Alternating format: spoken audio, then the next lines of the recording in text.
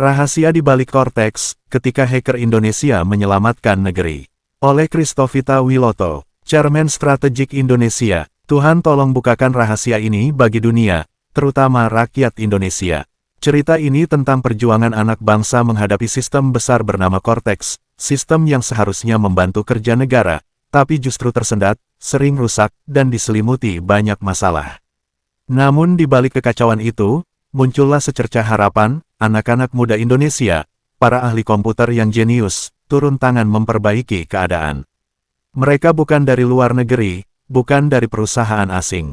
Mereka adalah orang Indonesia sendiri, anak-anak muda yang cinta tanah air, yang ingin membuktikan bahwa bangsa ini tidak kalah hebat dalam teknologi. Mereka disebut hacker putih, karena keahlian mereka digunakan untuk kebaikan. Sistem Cortex ternyata dibangun dengan banyak lapisan, bagian atas, tengah, dan bawah. Di lapisan atas, masalahnya sederhana, koneksi sering terputus dan halaman sistem sulit dibuka. Lapisan tengah lebih rumit, programnya kacau, keamanan terlalu ketat tapi tidak tepat sasaran, dan banyak data yang hilang. Sementara lapisan bawah masih dikuasai oleh pihak luar negeri, yaitu LG, yang belum memberikan akses penuh kepada tim Indonesia karena kontrak mereka belum selesai. Namun dengan segala keterbatasan itu, anak-anak bangsa ini tidak menyerah. Mereka membenahi bagian yang bisa mereka sentuh. Dari keamanan yang dulu nilainya 30 dari 100, kini sudah mencapai 95, bahkan mendapat nilai A+. Mereka juga menutup celah kebocoran data yang dulu membuat banyak informasi dijual di luar negeri.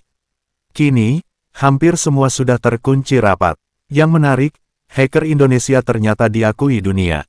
Mereka bukan hanya pintar, tapi juga cepat belajar. Mereka bekerja diam-diam, tanpa banyak bicara, tapi hasilnya nyata.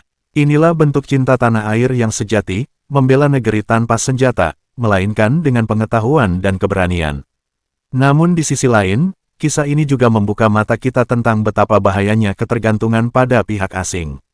Ketika sistem penting negara dikuasai kontrak luar negeri, bangsa ini menjadi tidak berdaulat. Anak bangsa sendiri tidak bisa menyentuh jantung sistem yang seharusnya milik mereka. Dalam Amsal pasal 3 ayat 5-6 tertulis, "Percayalah kepada Allah dengan segenap hatimu, dan jangan bersandar kepada pengertianmu sendiri. Akuilah Dia dalam segala lakumu, maka Ia akan meluruskan jalanmu." Ayat ini mengingatkan bahwa sekalipun kita punya kecerdasan, teknologi, dan kemampuan luar biasa, semua itu tidak ada artinya tanpa penyertaan Allah.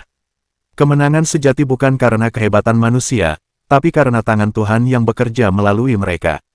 Arahan Tuhan Yesus Kristus. Tuhan Yesus berkata,